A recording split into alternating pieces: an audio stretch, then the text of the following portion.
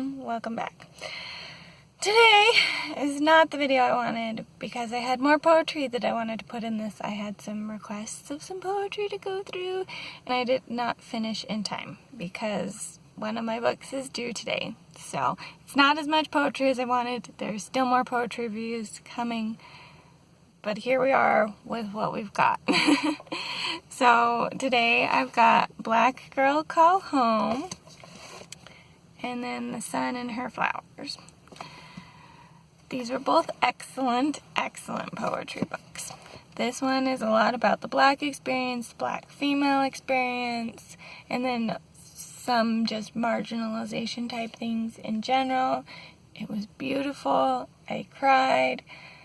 I think the biggest thing, The Sun and Her Flowers also does this.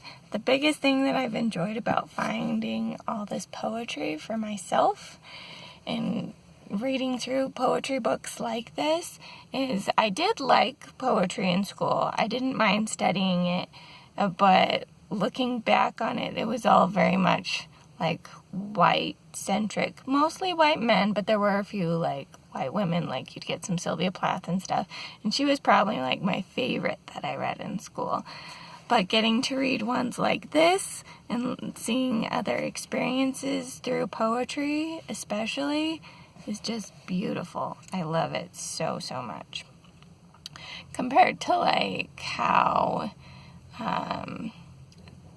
the white man poetry, for lack of like a better phrase of it, that you got in school a lot, was more like, yeah, these are pretty poems. They're talking about pretty things, but a lot of the time it wasn't like deep life experiences in a lot of ways either, versus all of the poetry that I've been doing these videos for pretty much, where it's like we've got an immigrant experience or immigrant parent experience, we've got a Black experience, and all these things that I was never properly exposed to in school. I'm very aware that this is an issue now, but getting to read this kind of poetry is just great. And I love finding it and being like, look at these cool experiences. I knew that poetry could be powerful, but look how powerful this poetry is. I keep crying over all these poetry books that I find. It's crazy and obnoxious in that it's like I didn't expect that I would feel so much every single time I pick up one of these books, but I cry in pretty much all of them. So that's the kind of reading experience that I am in for. I really enjoy it. It feels so much more powerful than just reading the stuff that got assigned at school, except for maybe Sylvia Plath, because she was my favorite back then and also does have at least some degree of that in some of her writing as well. Like Daddy, which is my favorite by her, I definitely feel like has some of that, this is my life experience, here are some of the broken parts of me, all that kind of thing. So that one in particular. But anyways, we're not here to talk about Sylvia Plath. We're here to talk about Black Girl Call Home and The Sun and Her Flowers. So Black Girl Call Home, as I mentioned, was a lot of like the Black experience, a lot of even just marginalized women experience. There was a lot of really deep stuff in here. To kind of give you an idea of that, like I like to do for these poetry videos, I have picked a poem to read out of here for you. This poem is called Refrain, Ledger of Women Patients Sterilized Without Consent. Lucille Schreiber, 17 years old, white woman, admitted for mental health, forced removal of fallopian tubes. Fannie Lou Hanner, 44 years old, Negro, admitted for minor procedure, forced removal of uterus. Mary Alice Ralph, 12 years old, Negro, admitted for inoculations, forced Depo-Provera injection. Minnie Lee Ralph, 14 years old, admitted for inoculations, forced Depo-Provera injection. Katie Ralph, 17 years old, Negro, admitted for unknown, forced IUD insertion. Carrie Elizabeth Buck, 17 years old, admitted for feeble-mindedness, forced compulsory salpinectomy. Inmate note, admitted after pregnancy from rape. Doris Buck, 21 years old, white, admitted for appendicitis, forced compulsory salpinectomy. Linda Spittler, 15 years old, white, admitted for appendix removal, forced tubal ligation. Note, admitted somewhat retarded, promiscuous nature. Anonymous woman 1, age unknown, Native American Cheyenne, admitted for emergency appendectomy, forced sterilization. Notes, patient remains anonymous to secure tribal security.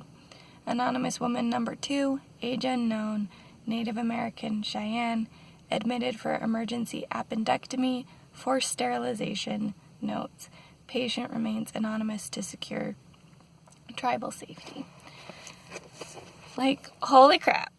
I knew that there was a time, and maybe is still going on, in America where women could be institutionalized for things like feeble-mindedness, and I knew that part of that was that they would sometimes do things like forced sterilization. But that poem, I was like, oh my gosh, all these super specific stories about it across all these different nationalities, and I mean, I'm crying just thinking about it right now too.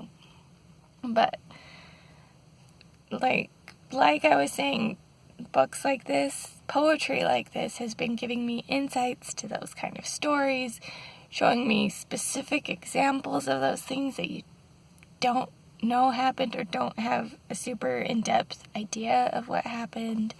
And it just broke my heart reading that. Especially how young some of those girls are. Obviously, forced sterilization is a bad thing, no matter what age you are.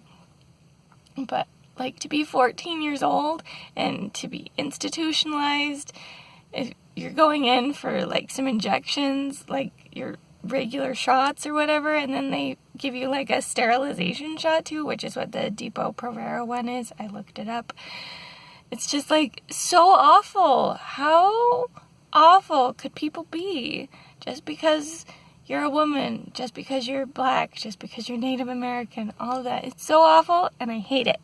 And it upsets me. I'm really sad that that's part of the history of the country and potentially has some things like that still going on. Just awful. Awful, awful, awful. Moving on to The Sun and Her Flowers. This one is more of like a specific personal narrative. It's set up into parts, which are wilting, falling, rooting, rising, blooming. One of the poems specifically references how flowers have to wilt, and then they fall, and then they take root, and then they rise, and then they bloom. So that's like the whole theme of it too. The wilting is like a breakup or just a bad relationship. The falling also relates to like the breakup, and then like rooting and rising and blooming are the recovery from all that whole process. And it's beautiful, and I love it. I believe that this author is American and had immigrant parents based on the poems. I didn't actually research it because I'm an awful person and I didn't prepare well for this since I was running out of time with Black Girl Call Home being due. But based on like what the poems are about, I would say that that seems to be their experience. So they talk a lot about the immigrant experience and what their parents went through in their immigrant experience, as well as things like that personal relationship that the poem seems to be related to about as well. I actually kind of want to read a couple poems from this one because there are just some beautiful ones. So let's start with one of the ones relating to like the immigrant experience. I believe the title would be Accent, but the way that they're formatted in this one, what seems to be the titles are generally at the bottom of the poems, so maybe that's not it. But it's not on all of them either, so I think that's supposed to be the title. Anyways, this one, Accent. My voice is the offspring of two countries colliding. What is there to be ashamed of if English and my mother tongue made love? My voice is her father's words and mother's accent. What does it matter if my mouth carries two words? And I'm like, I just read that and I was like, what a beautiful way to express what it's like growing up in that experience where you've got two different backgrounds and stories that are inside of you, that you're growing up with, that you're experiencing. It was a beautiful way to communicate that, I felt like. Like, what else could it be but that you're like celebrating the two voices that are inside of you through, this is where we live now, but this is the heritage that I was given. She actually has a few poems, or at least I think it's a she, again, I did not research well, that are related to similar things with that too. Oh gosh, I lost one of my bookmarks for this. Now I can't find the other one I wanted to read. That's so frustrating. But anyways, yeah, so she's got other ones where she kind of talks about that melding and that mixing too that are really beautiful. I wish I could find the other one that I wanted to read, because it was really good too. Sorry, I should plan these things better. But here we are. This one also, I should mention, does talk about like rape and things, so there is kind of some darker thematic elements that way too. Yeah, I don't know what happened to that other bookmark. So I guess I can't read that other one that I wanted to, but that gives you an idea of this one too. I'm sorry that I didn't have as much poetry as I wanted, but I did clearly have a lot to say about just these two, so I recommend both of them, Black Girl Call Home and The Sun and Her Flowers. Pick them up if you can. They were both really good. If you have further poetry recommendations, feel free to share below. Again, I do have some already that I'm still working on that I just couldn't fit in this video because Black Girl Call Home has to be returned to the library. So I wanted to make a video before I had to do that. But that's all I've got for now.